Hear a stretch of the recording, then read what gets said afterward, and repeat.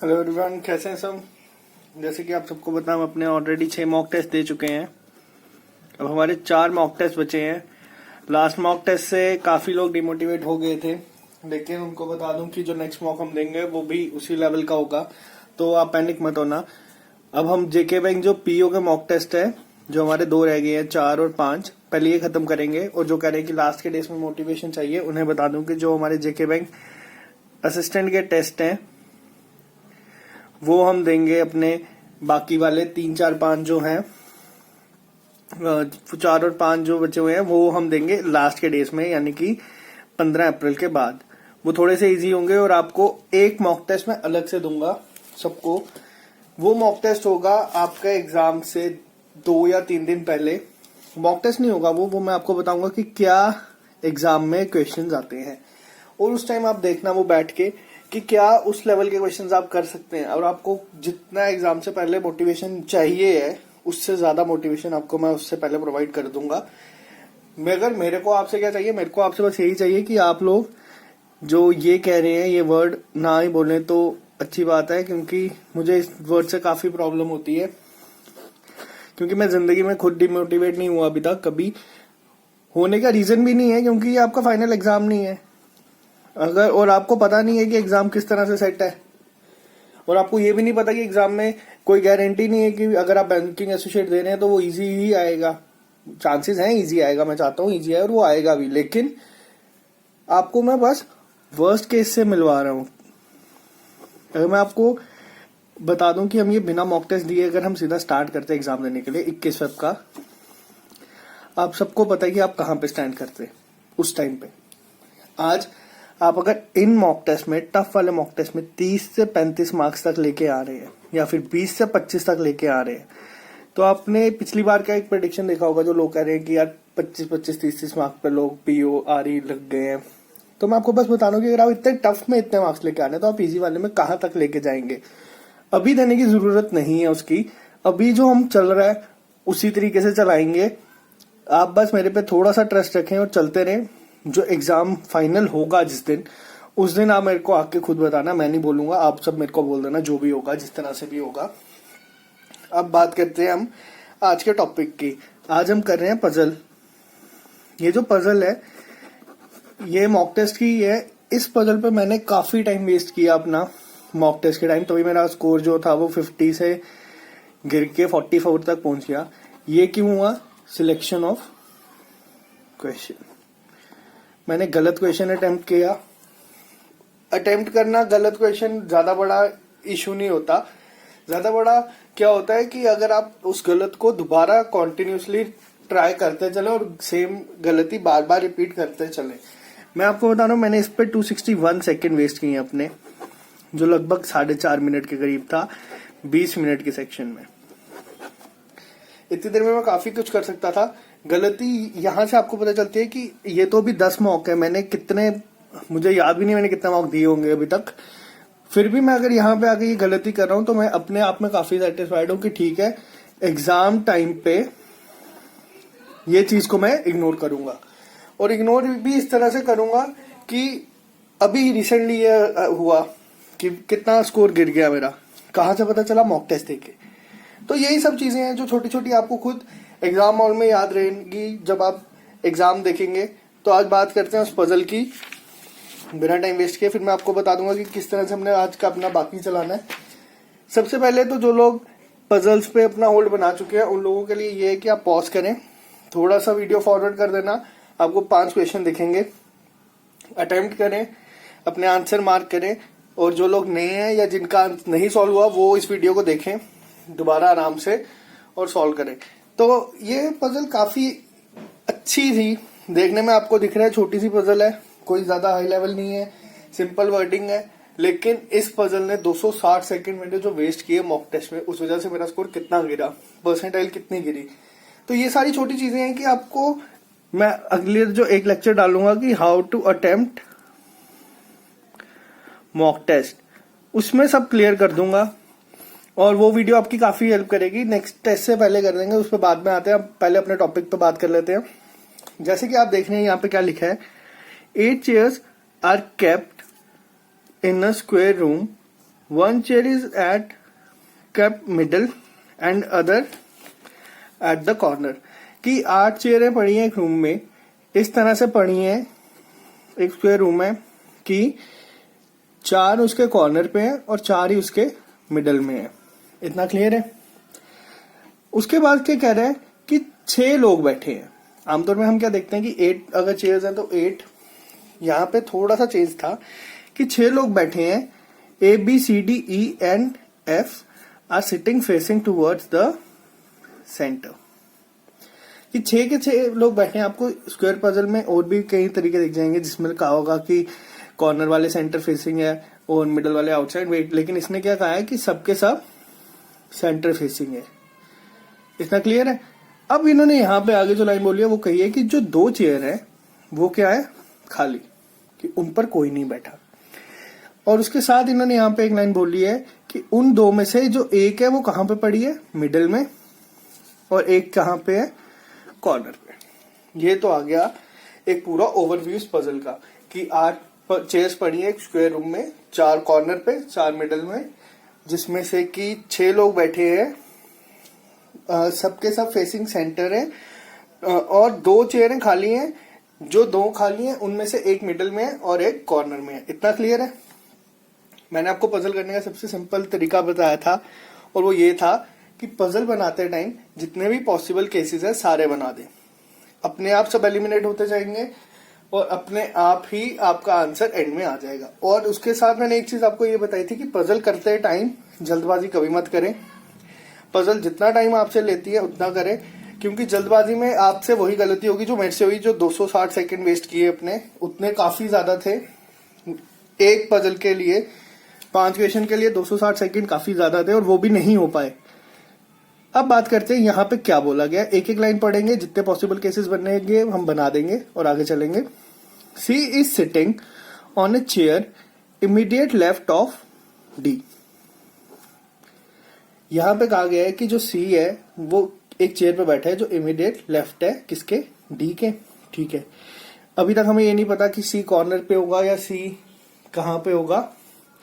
तो जो 2 केसेस बनेंगे हम दोनों बना देते हैं कि एक स्क्वायर है. अगर सी मिडिल में बैठा है तो वो क्या है, इमीडिएट लेफ्ट किसके होगा, डी के. अब यहाँ पे एक चीज आप देखना, यहाँ पे इन्होंने हमें कहा है कि फेसिंग सेंटर, तो डी का लेफ्ट, सी यहाँ पे होगा. अगर कभी आपको इनकेस उन्होंने बोला होता कि डी जो कॉर्नर पे है वो आउटसाइड बैठे हैं, देख रहे हैं, तो इसका लेफ्ट क्या होता, इसका लेफ्ट ये होता. तो ये छोटी सी चीजें, ये डायरेक्शन में आप ध्यान रखना, मैंने करवाया हुआ है. एक तो आगे पॉसिबिलिटी हमारी ये. दूसरी पॉसिबिलिटी हमारी ये हो सकती थी कि अगर मैं सी को कॉर्नर पे बिठा दूं और बोल दूं यहां से कि ये इस तरह से बैठा है डी के लेफ्ट पे, तो ये क्लियर है आप सबको. C is sitting on a chair immediate left of D. ये 2 पॉसिबल केसेस बने, हमने बना दिए. अब आगे बढ़ते हैं हम. 2 persons are sitting between A and E. अभी तक ए और ई का कुछ नहीं है तो इसको हम रख देते हैं ऐसे ही. आगे चलते हैं. यहां पे अगली लाइन में क्या बोला है, ई who sits on A immediate right of D. यानी कि जो सी ई है वो कहां बैठा है, वो डी के बिल्कुल राइट साइड पे बैठा है. यानी कि ये. इतना क्लियर है. यहां से केसेस बन रहे हैं आपके सामने ही. एक एक लाइन देखते जाएंगे, एक एक लाइन बनाते जाएंगे, जितने केसेस होंगे बनाते जाएंगे आपके सामने, बाकी एलिमिनेट हो जाएंगे और लास्ट में जो आएगा वो हमारा आंसर होगा. अब आगे चलते हैं.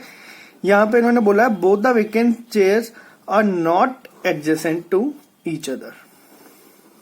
ये क्या बोला है, पहले ऊपर क्या कहा गया था हमें कि जो एडजेसेंट चेयर्स हैं वो कॉर्नर में है एक और एक मिडल में है. यानी कि अगर एक वेकेंट चेयर यहां पे है तो वो यहां पे दूसरी नहीं होगी. इतना क्लियर है कि वो एक दूसरे के साथ नहीं है. अब आगे बढ़ते हैं. A is not sitting at the corner. यानी कि जो ए है हमारा वो कहां पे बैठा होगा, वो बैठा होगा मिडल में. यहां से ये पता चला. अब यहां पे क्या है, बी और ए एडजेसेंट चेयर्स पे sit on, do not sit on adjacent chairs और at least 1 person sits between them. यहां पे क्या बोला है कि ए और बी के बीच में कोई भी नहीं बैठा, ए और बी एडजेसेंट चेयर्स पे नहीं है और इनके बीच में एटलीस्ट एक बैठा हुआ है कोई। ये तो आ गया हमारा ये। अब यहाँ पे एक लाइन और है कि ई के जो एडजेसेंट चेयर्स हैं वो खाली नहीं है, यानी कि यहां पर भी कोई बैठा होगा और यहां पर भी कोई बैठा होगा, वैकेंट सीट्स नहीं है। अभी तक हमें यहां से कुछ नहीं दिखा, आगे चलते हैं। और F इज एट कॉर्नर, यानी कि F कहां पे होगा, कॉर्नर में। पूरी पजल हमने एक बार पढ़ ली, हमने जितने पॉसिबल केसेस बना दिए, लेकिन अगर आप ध्यान दें हमने एक स्टेटमेंट को छोड़ दिया क्योंकि तब कोई लिंक नहीं था, लेकिन अब हमने ई बना दिया है तो अब हम इसको आगे अटेम्प्ट करने की कोशिश करेंगे। यहां पे क्या कहा गया है कि दो लोग बैठे हैं किसके बीच में, ए और ई के बीच में। अब यहां से ही सब क्वेश्चन था, मेरा भी यहां पे ही जाके पॉसिबल केसेस बनाते टाइम गलती हुई। अब देखते हैं क्या गलती हुई। वो पहली चीज, दो लोग किस तरह से ए और ई के बीच में बैठे होंगे। अगर मैं बोल देता हूं कि यहां पे ये दो बैठे हैं, जो इन्होंने कहा 2 person are sitting between A and E, C और डी बैठे हैं, क्या मैं ए को यहां बिठा सकता हूं? नहीं। क्यों? क्योंकि मैंने नीचे ही यहां पे लिखा है कि जो ए है हमारा वो कहां पे होगा, मिडिल में। अगर मैं यहां से छोड़ू दो, यहां बिठा सकता हूं? नहीं। क्यों? सेम ए मिडिल में। लेकिन अगर मैं कह दूं कि यहां पर ये एक वेकेंट चेयर है और ए को मैं यहां बिठा दूं, तो क्या ये पॉसिबिलिटी बन सकती है?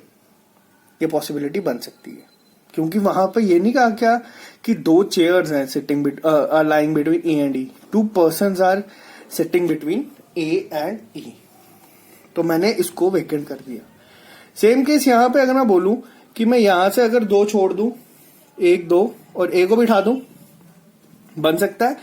और एक केस हमारा ये बन सकता है इसी में ही कि मैं ये दो को छोड़ दूं और यहां पे ए को बिठा दूं, यहां पे भी तो ए मिडल में ही रहा, तो यहां से हमारा जो बना, यहां तक 3 केसेस हो गए 2 से, और एक वेकेंट चेयर का हमने यहां पे बना दिया। अब यहां पे इन्होंने हमें एक चीज ऊपर कही थी कि जो वेकेंट चेयर है वो मिडल में होगी एक और एक कॉर्नर पे होगी, लेकिन दोनों एडजेसेंट नहीं होगी। और साथ में ये कहा गया था कि ए और बी के बीच में मिनिमम एक लोग बैठेंगे, मिनिमम यानी कि एटलीस्ट 1%। अब यहां पे हमारे जो पॉसिबिलिटी के केसेस होंगे हम वो बनाएंगे। सबसे पहले तो अगर हम इसी को यहां पे बना दें, यानी कि अगर मैं एक वेकेंट चेयर यहां रखता हूं तो एक मुझे यहां नहीं रखनी पड़ेगी, और अगर मैं बी को यहां रखता हूं तो यहां पे मैंने ये रख दिया बी, सपोज एग्जाम्पल के तौर पे कि मिनिमम एक लोग, और एफ को मैंने यहां रख दिया। ये केस में ये दोनों वेकेंट चेयर एक साथ हो जाएंगी, तो ये नहीं बन पाएगा। अब बात करता हूं वेकेंट चेयर यहां पे रखने की, देखता हूं अगर मैंने यहां पे वेकेंट चेयर रख दी अपनी, तो दूसरी ऑटोमेटिकली कहां पे आएगी, मिडल में, क्योंकि उन्होंने कहा है कि एक मिडल में है और एक कॉर्नर में, लेकिन उन्होंने साथ में ये कहा है कि दोनों एडजेसेंट नहीं होंगी, तो ये क्या हो गया हमारा केस गलत। अगर मैं यहां पे वेकेंट चेयर रख देता हूं एक, और दूसरी चेयर, और यहां पे मैं बी को बिठा देता हूं और बोल देता हूं कि एक वेकेंट चेयर यहां पे है, कंडीशन सेटिस्फाइड, और फिर एफ को यहां बिठाना पड़ेगा, लेकिन यहां पे इन्होंने क्या कहा गया था कि एफ जो होगा वो कहां पे होगा, कॉर्नर में, यानी कि इस पे हमारी सारी पॉसिबिलिटीज के केसेस गलत हो गए। ये आपने देखा मैंने किस तरह से किया। जरूरी नहीं कि आप हर एक टाइम डायग्राम बनाएं, आप बस देखें कि क्या पॉसिबिलिटी बन सकती है। ये केस हो गया गलत। बात करते हैं इस केस की।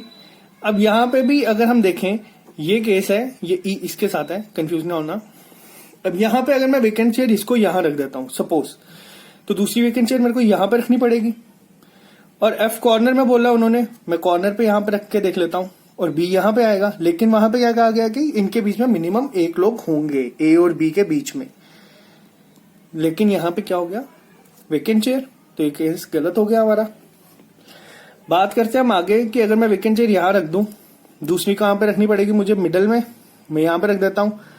एफ कॉर्नर में उन्होंने कहा हमें, तो एफ कॉर्नर में हम यहां रख देते हैं, बी यहां, ये नहीं बन पाएगा। क्यों? क्योंकि ए और बी एडजेसेंट नहीं होंगे, तो ये जो हमारा केस होगा, हमारा ये केस भी गलत। अब जो लास्ट केस हमारा बना है, मैं उसको थोड़ा सा बड़ा कर देता हूं, क्योंकि हमें पता है कि आंसर यहीं पे आएगा हमारा। यहां पे वेकेंट चेयर है, यहाँ पे C, D, E और A। अब यहाँ पे किस तरह से हम इसे बनाए कि हमारा आंसर आए। तो एक वैकेंट चेयर तो हमारी यहाँ पे आ गई है। अगर मैं बोल दूं कि F को मैंने यहाँ पे बिठा दिया, कॉर्नर पे उन्होंने हमें कहा गया है तो F को मैंने यहाँ पे बिठा दिया, और दूसरी चेयर उन्होंने कहा था कि कहाँ होगी, मिडल में, और B यहाँ पे। अब अगर आप इसको देखें और सारी कंडीशंस को सेटिस्फाई करें तो ये हमारा आंसर आ जाएगा। क्या पजल थी, काफी अच्छी लेवल की पजल थी ये, काफी दिमाग लगा, उस टाइम पे सॉल्व नहीं हो पाई। अब बात करते हैं हम आगे। जो क्वेश्चन पूछे गए थे वो भी काफी अच्छे तरह से क्वेश्चन थे, आपको एक बार देखना पड़ेगा उन्हें भी। ये हमने बना दी हुई है यहाँ पे, और ये क्वेश्चन हमारे सामने है कि who is sitting on the chair facing the one on which C is sitting, यानी कि सी जहां बैठा है उसके सामने वाली चेयर पे कौन है। Answer is vacant. Position of B is sitting with respect to E. अब पोजीशन ऑफ बी की पूछा है, ई के रिस्पेक्ट में क्या है, वो क्या है, immediate right. Immediate neighbours of A, वो क्या है आपके सामने, ए के नेबर क्या है, एक वेकेंट चेयर है और एक क्या है, एफ।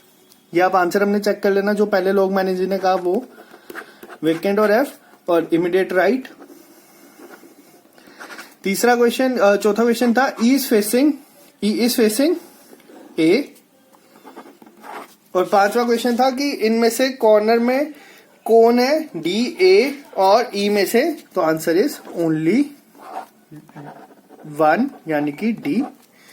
तो ये आपको समझ आया किस तरह की पजल थी, किस तरह से करनी थी। अब बात करते हैं हम आगे। आई होप आपको ये पजल क्लियर हो। अब बात आती है हमारी मॉक टेस्ट की। वीडियो थोड़ी लंबी होगी, शॉर्ट में करते हैं। नेक्स्ट मॉक टेस्ट हमारा जो होगा वो जेके बैंक पीओ का ही होगा, 4th लेवल इसका थोड़ा सा हाई होगा, डिमोटिवेट मत होना। मॉक टेस्ट के बाद जो एनालिसिस वाली वीडियो आती है वो जरूर देखना, उसमें सारा मैं एक्सप्लेन कर देता हूं। एक तो बात रही ये, दूसरी बात होगा कब, ये होगा हमारा 11th अप्रैल, 11th, 13th, 14th। हम 3 मॉक देंगे लगातार इस सीक्वेंस में। 3 मॉक देने के बाद जो नेक्स्ट मॉक होंगे वो भी हमारे साथ साथ ही चलेंगे। तो ये जो 3 मॉक होंगे, या 11th और 13th वाला, तो ये होगा, आज अभी डेट हमारे पास टाइम है, हो सकता है मैं इसको जल्दी शिफ्ट कर दूं। अभी के लिए ये एक रफ आइडिया है, मैं आपको पूरा इन्फॉर्म कर दूंगा कब देना है। लेवल हाई होगा, पैनिक मत होना। और जो एक मॉक टेस्ट में आपको बोल रहा हूं कि मैं आपको प्रोवाइड करूंगा, वो आप लोग देखना किस तरह का था, कैसा एग्जाम आता है आपका वो, और फिर आप अपने आप की परफॉर्मेंस कंपेयर करना कि आप कहां पे स्टैंड कर रहे हैं। तो आज के लिए इतना ही रखते हैं, मिलते हैं नेक्स्ट लेक्चर में। और जो लोग हमारे साथ अभी जुड़े हैं उनको बता दूं कि आप लोग 11 अप्रैल से पहले पहले जो काफी सारे मैसेजेस आ रहे थे कि सर हमने भी मॉक देने हैं, कैसे दें, समझ नहीं आ रहा, उन्हें मैं बता दूं कि आप क्या करें, आप 7, 8, 9, 10 बैक टू बैक मॉक्स दे दें। किस सीक्वेंस में, जिस सीक्वेंस में आपको वहां पे प्रोवाइड है उसी सीक्वेंस में, और आप एनालिसिस अपना देख लें और उसके बाद हमारे साथ जुड़ लें। देने कहां से हैं, ऑलिव बोर्ड की साइट से जाके, ये जेके बैंक की टेस्ट सीरीज है, अब वो ले लें मॉक टेस्ट में जाके वहां पे, और SSS कोड यूज कर लेना, आपको डिस्काउंट मिल जाएगा 15% का विदाउट स्पेस। तो बस इतना ही रखते हैं आज के लेक्चर में। तो जो लोग अभी भी बता रहा हूं कि मॉक टेस्ट एक ऐसी चीज है जो आपकी इंप्रूवमेंट 15 से 20 मार्क्स की होगी एग्जाम में। अभी तक अगर आप 5 मॉक हमारे साथ दे चुके हैं, आपको पूरा आइडिया हो गया है कि एग्जाम किस तरह से आता है, 20 मिनट किस तरह से चलते हैं, समझना किस तरह से है। और जो नेक्स्ट लेक्चर होगा उसमें मैं आपको बता दूंगा हाउ टू अटेम्प्ट मॉक। तो आज के लिए इतना ही रखते हैं, मिलते हैं नेक्स्ट लेक्चर में। Okay guys.